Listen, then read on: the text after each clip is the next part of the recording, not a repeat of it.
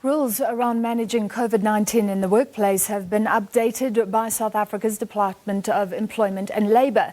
The new Code of Good Practice was gazetted on Tuesday. It says that all employers must take measures to determine the vaccination status of their workers. What does this mean? To discuss, we're joined by Thabang Rapuleng, who's the Director of the Employment Law Practice at Cliffe, Dekker, Hofmeyr, the law firm. Thank you for being with us. Firstly, if something is in a code of good practice and it's gazetted, does that mean it's like law and that all companies are obliged to comply? Just tell us how binding this is. Yes, thank you for having me. So it is akin to a law which all companies must abide by, in the sense that it is aimed at providing guidance, but this is not guidance which one can simply dismiss, more especially when one is challenged. You have to be able to justify why you could not follow that particular guidance. Obviously, it means you can do better than what the minimum that the guidance provide, but you cannot just simply ignore it. So one can say that it does have the status of law. So what does this mean off the bat for people who don't want to get vaccinated? We know there's been some pushback. According to Worksmans, this will make it harder to assert their constitutional rights and say that they should be respected for that decision. Yeah, so what it did, the code, what it did, which we have not seen before in the previous directives which have been issued, is that it basically asks that employers must accommodate employees who refuse or fail to be vaccinated against COVID-19. So it basically creates an obligation for one to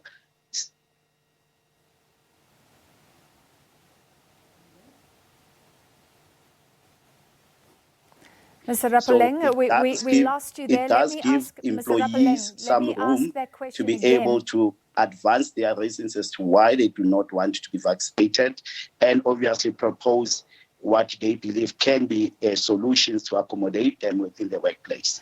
Okay, we completely lost your sound there, and I don't think you could hear me. So just clarify, you're saying there is still an onus on companies to try to accommodate people who don't want to get vaccinated, but seemingly they will still have the right that seemed to be implied before, somebody who's customer-facing or something like that who could be accused of transmitting COVID-19. If they can't make alternative arrangements, they can retrench that person effectively.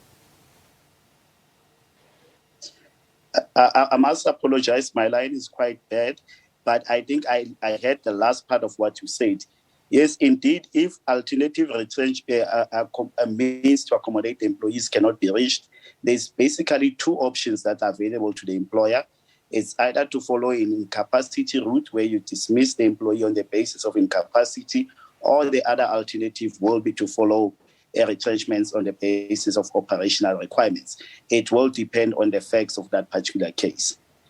Is this government, in a sense, government throwing its full weight behind mandatory vaccination now? Is that why the analysts are saying this will make it harder to challenge the vaccination regulation of certain companies in court? Well, I wouldn't take it that far. The mere fact that it basically says employers should seek to accommodate employees who refuse or fail to vaccinate basically still states that there is room for employees who have legitimate grounds, which may be constitutional grounds, to refuse to vaccinate, to be engaged by their employer and means to be found to accommodate them. But what it simply does now, it basically makes it quite difficult for employees to refuse to declare their COVID-19 status, because it calls upon employers to ascertain the status of the employees and to assert in order to conduct or update a risk limit infections and to actually go on and implement that particular plan.